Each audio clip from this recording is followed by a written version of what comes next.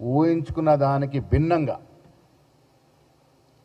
దేశ పౌరులైతే చెప్పనించుక మోడీ మావాడు, ఇక పాకిస్తాన్ పని అయిపోయింది, మేము యుద్ధంలో గెలుస్తాము అని ఎంత భ్రమలు కలలు కన్నారో అవన్నీ కూడా నీరు గారుస్తూ ట్రంప్ ఫోన్కి భయపడి యుద్ధం విరమించుకున్నటువంటి బీజేపీ ప్రభుత్వము, మోడీ గారు, వారి నాయకులు ఇవాళ రాహుల్ గాంధీ మీద అవాకులు చెవాకులు పేలుతా ఉన్నారు. యుద్ధం జరుగుతున్న సమయంలో పరిపూర్ణంగా కాంగ్రెస్ పార్టీ మద్దతు ప్రకటించడమే కాకుండా రాహుల్ గాంధీ గారు ప్రత్యక్షంగా సైనికులకి బాసటగా ఉండడం, యుద్ధంలో మనం గెలవాలని కోరుకుంటే మీరు యుద్ధాన్ని మధ్యలో ఆపేసి అసలు యుద్ధం ఎందుకు ప్రారంభించాల్సి వచ్చింది, ఎందుకు మధ్యన ఆపేయాల్సి వచ్చింది, అసలు ఈ పాకిస్తాన్ ఇండియాకు ఉన్నటువంటి తగాదాలో ఈ పంచాయతీలో మోడీ గారు ట్రంప్ను ఎందుకు లాగారు, ట్రంప్ను ఎందుకు తలదూర్చే విధంగా అవకాశం ఇచ్చినారు, ఇవన్నీ జవాబులు చెప్పకుండా దేశ ప్రజల్ని మోసం చేస్తూ దేశ ప్రజలకి జవాబు చెప్పకుండా ఇవాళ రాహుల్ గాంధీ మీద బీజేపీ నాయకులు మాట్లాడుతూ ఉన్నారు. ఇలా దేశ ప్రజలు అడుగుతా ఉన్నారు మిమ్మల్ని. మొన్న జరిగిన యుద్ధంలో భారతదేశం సాధించిందేమిటి, కోల్పోయిందేమిటి, ఇవి చెప్పాల్సిన బాధ్యత మీది కాదా?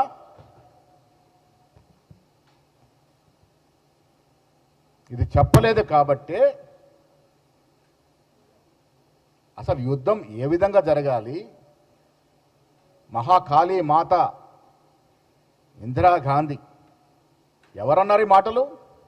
పార్లమెంట్ రికార్డులోకి వెళితే ఈ కిషన్ రెడ్డి కొత్తగా వచ్చినటువంటి కొత్తగా వచ్చిన బీజేపీ నాయకులకి అర్థమవుతుంది. వారు ఆరాధించే వాజ్పేయి గారు పార్లమెంట్లో మాట్లాడిన ఒక వీడియో తీసుకుంటే ఇందిరాగాంధీ గారికి ఒక గొప్పతనం తెలుస్తుంది మీకు. పాకిస్తాన్తో యుద్ధం చేయడమే కాకుండా ఒక కొత్త దేశం బంగ్లాదేశ్ సృష్టించిన ఘనత ఈ ప్రపంచ చరిత్రలో ఇందిరాగాంధీ గారిది. వాజ్పేయి గారు వారిని స్తుతిస్తూ అపర కాళీమాత ఇందిరాగాంధీ కాబట్టే మన దేశం ఈ విధంగా ఉందని చెప్పిన మాట వాస్తవం కాదా? ఇందిరాగాంధీ యుద్ధం చేసిన తీరేమిటి, మీరు చేసిన తీరేమిటి? ఇలా దేశ ప్రజలు ఇందిరాగాంధీ మోడీని పక్క పెట్టి చూసి మోడీ నిర్వాహకంగా అర్థమయ్యి అసలు సిసలైన ప్రధానమంత్రి, అసలు సిసలైన ఉక్కు మనిషి ఇందిరాగాంధీ అని వాళ్ళ కొనియాడుతున్నటువంటి సందర్భం. దాంట్లో భాగంగానే మేము నిన్న కార్యక్రమం పెట్టాం, జైన్ సభలు పెడతా ఉన్నాం, వాస్తవాలు చెప్తా ఉన్నాం. ఆనాడు ఇందిరాగాంధీ హయాంలో జరిగిన యుద్ధానికి, మొన్న జరిగిన యుద్ధానికి తీరుతెన్నులు తేడాలు చెప్తా ఉన్నాం. సర్జికల్ స్ట్రైక్స్ చేసి గొప్పగా చెప్పుకుంటారు. కొన్ని వందల సర్జికల్ స్ట్రైక్స్ ఇందిరాగాంధీ హయాంలో జరిగాయి, ఎక్కడ బయటకు చెప్పలే, స్ట్రాటజికల్ సీక్రెట్ అది. దాన్ని కూడా ఎన్కరేజ్ చేసుకున్నటువంటి బీజేపీ నాయకులు ఇవాళ రాహుల్ గాంధీ గారి గురించి మాట్లాడి యుద్ధంలో ఓడిపోయిన తీరు, యుద్ధంలో మనం వస్తున్నటువంటి చెడ్డ పేరును తొలగించే విధంగా డైవర్ట్ చేసే టాక్టిక్స్ వాడుతూ ఉన్నారు. ఇది ఆక్షేపణీయమైన మాట చెప్తా ఉన్నాను.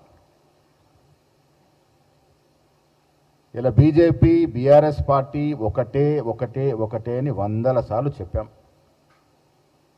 ఇది వాస్తవం అని ఎలా బీజేపీలో బీఆర్ఎస్ పార్టీ యొక్క విలీనం గురించి, వారికి లోపాయకారి ఒప్పందాల గురించి ఇవాళ కవిత గారు చెప్తా ఉన్నారు. ఇలా బండి సంజయ్ గారు అధ్యక్షుడిగా ఉన్నప్పుడు ఒక ఓబీసీ నాయకుడని కూడా చూడకుండా ఆనాడు తొలగించిన తీరు మనకు తెలియనిదా?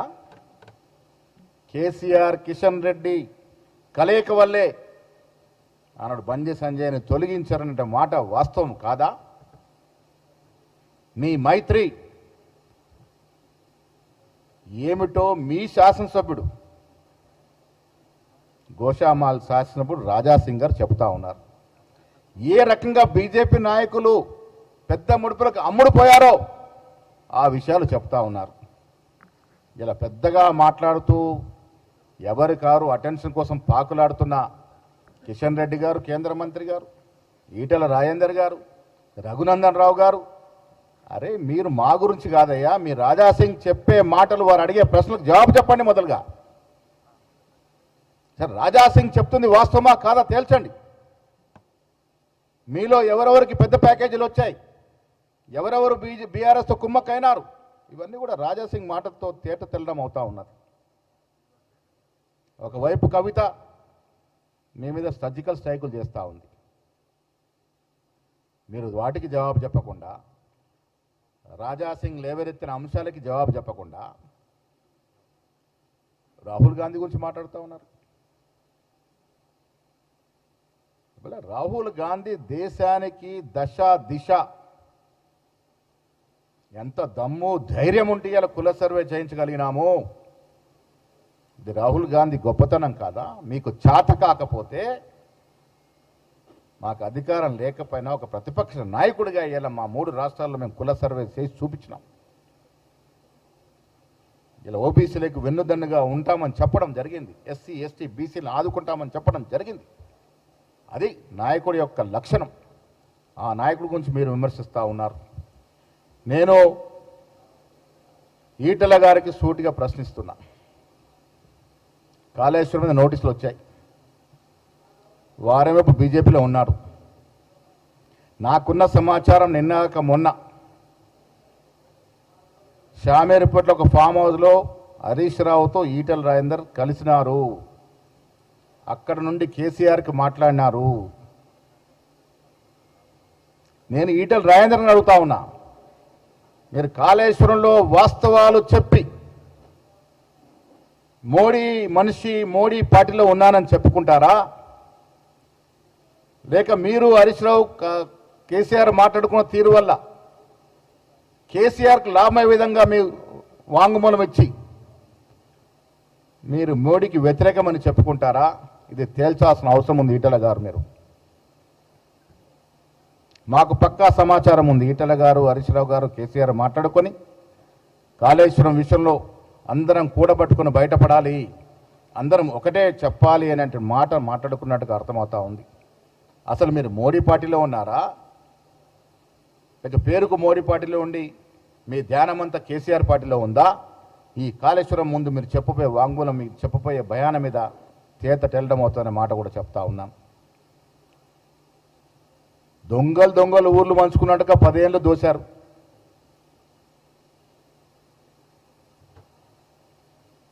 ఇలా Pochampadu project, Nizam Sagar project, Nagarjuna project కట్టి 80 ఏళ్ళు అవుతా ఉంది.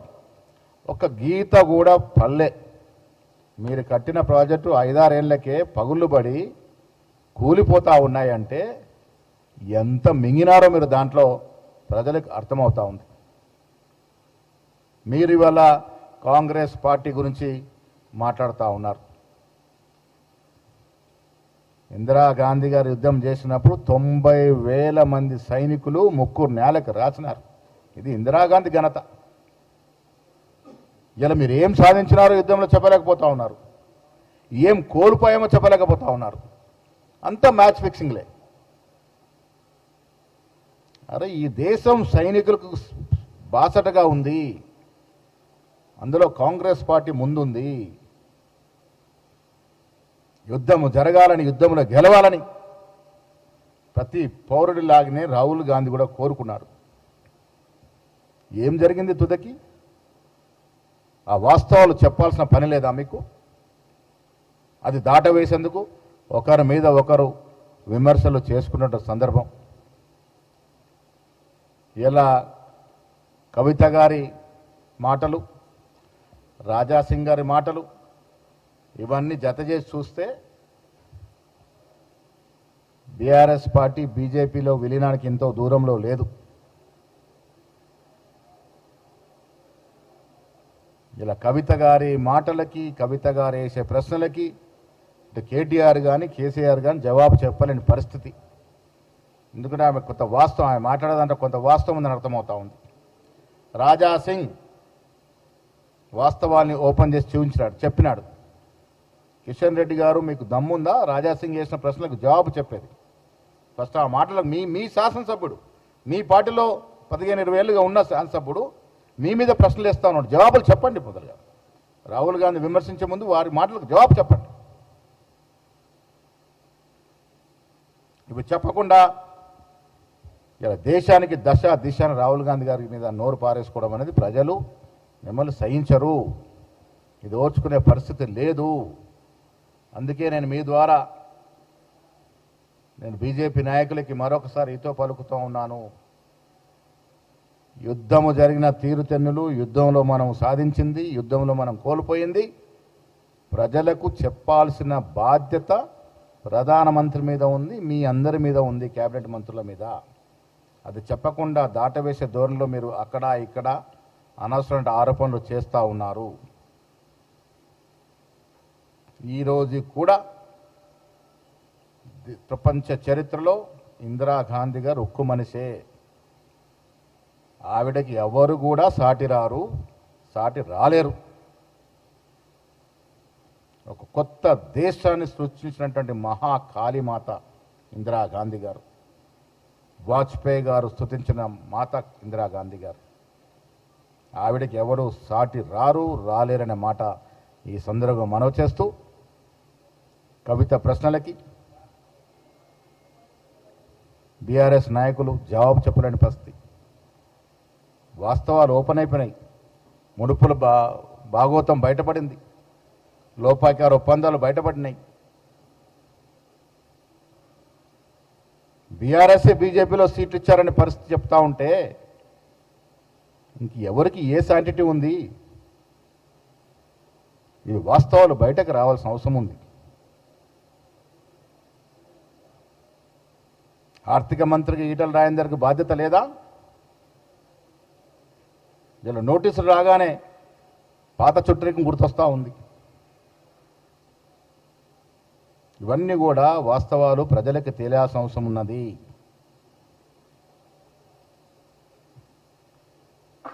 యుద్ధం ప్రజలకు ఉన్నటువంటి అనుమానాలు నివృత్తి చేయాల్సిన బాధ్యత ప్రభుత్వం మీద ఉంది, కేంద్ర ప్రభుత్వం మీద. అది దాటవేస్తూ ఉన్నారు. కాబట్టి ఇవన్నీ అవాకులు చవాకులు మాని మొదట దాని మీద దృష్టి పెట్టండి. మీరు గొప్పగా వర్ణించుకునే యుద్ధం ఎందుకు అర్ధాంతంగా ఆగిపోయింది?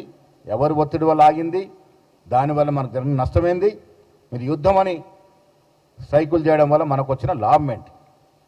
సాధించింది ఏమిటి? కోల్పోయింది ఏంటి? ఇవి వాస్తవాలు ప్రజలకు తెలవాలి.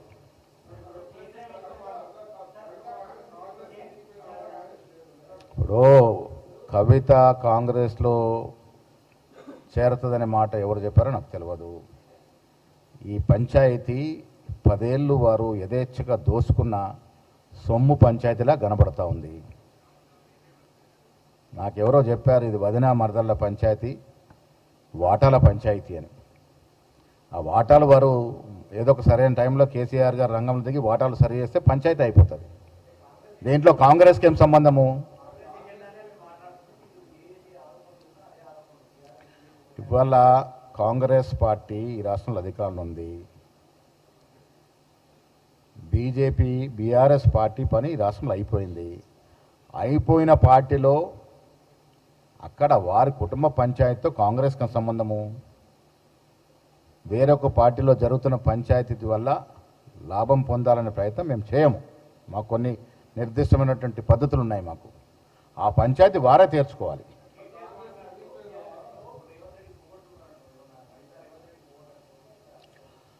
ప్రతి పార్టీలో వేరొక పార్టీకి చిన్న చితకర కోవట్లు ఉంటారు, సహజంగా ఉంటారు. ఇప్పుడు కవిత చెప్తుంది ఏంది? ఆనాడు బీజేపీ పార్టీకి ముడుపులు ముట్టాయని చెప్తుంది కదా, రాజాసింగ్ చెప్తా ఉన్నాడు కదా, వాళ్ళంతా కోవట్లే కదా. ఇప్పుడు కాంగ్రెస్ పార్టీకి ఆ అవసరము లేదు. వేరొక పార్టీలో జరుగుతున్న పంచాయతీతో మాకు సంబంధము లేదు. మాకున్న సమాచారం వల్ల ఇది ఆస్తి తగాదా, ఆస్తిలో వాటాల పంపకం తగాదా అని మాత్రమే మాకున్న సమాచారం.